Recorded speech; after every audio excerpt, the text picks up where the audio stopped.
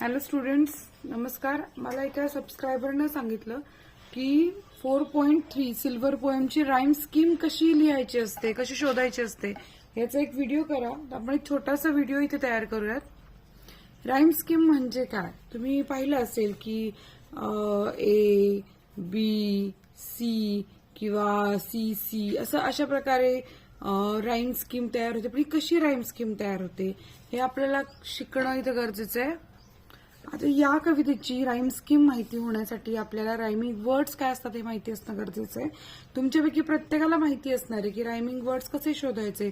जसं की प्रत्येक कडव्याचं शेवटचं जे वर्ड असतो किंवा जो शेवटचा शब्द आहे त्याचा उच्चार सारखा येतोय का हे चेक करायचं. जर उच्चार सारखा असेल तर ती काय होते, रायमिंग पेअर तयार होते, जोडी तयार होते.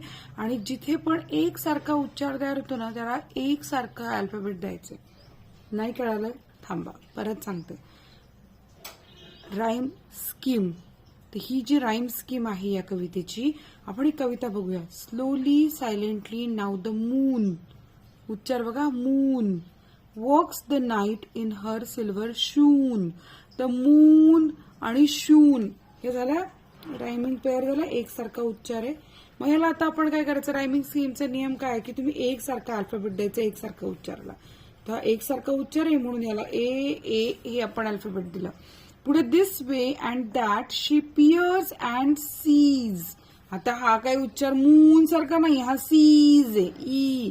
आणि silver fruit upon silver trees, तिथे इज ट्रीज एक सारखा उच्चारला. आता ए तर नाही देऊ शकत, मग ए नंतर कोणता अल्फाबेट येतं, बी. मग आपण याला बी हे द्यायचं बरं का. आता पुढे बघा, one by one the casements catch. आता हा कॅच उच्चार यांच्यासारखा तर नाहीये. One by one the casement catch her beams beneath the silvery thatch. आलं, कॅच थॅच, एक सारखा उच्चार आहे. आता यांच्यासाठी पण आपल्याला वेगळं अल्फाबेट लागणार आहे कारण उच्चार वेगळा आहे ना मित्रांनो. Couch in his canal like a log with paws of silver slips the dog.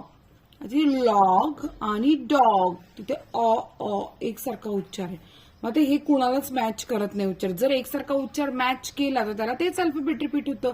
पण इथे तर मात्र प्रत्येक अल्फाबेट वेगळं आहे त्यामुळे आपला वेगळा उच्चार येणार आहे. नेक्स्ट लाईन काय, from their shadow coat the white breast peep of does in silver feather sleep. परत इथे पीप आणि स्लीप. सो आता इथे कुठे उच्चार सारखा आला का चेक करायचा. मून शून नाही, सीज ट्रीज नाही, कॅच थॅच नाही, लॉग डॉग नाही, पीप आणि स्लीप.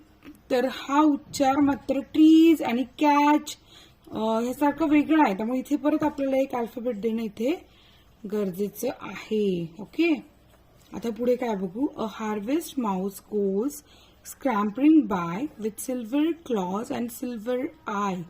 बाय आणि आय.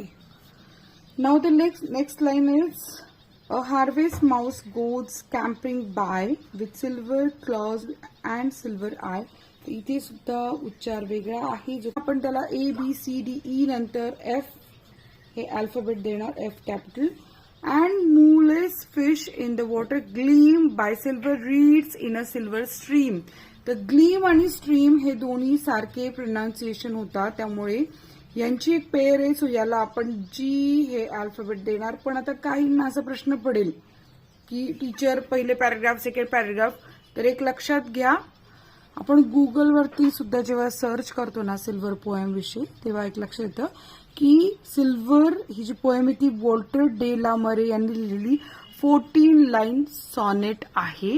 आणि या सॉनेटमध्ये ह्याचा जो पॅटर्न आलेला आहे तो आहे A A B B C C D D E E F F G G. With this rhyme scheme the poem confirms to no clear or line rhyme sonnet form. So अशा प्रकारे A A B B C C D D E E G G rhyme couplet आपल्याला इथे भेटलेले. Rhyme scheme हीच आहे. Video आवडल्यास like करा, channel subscribe करा. धन्यवाद.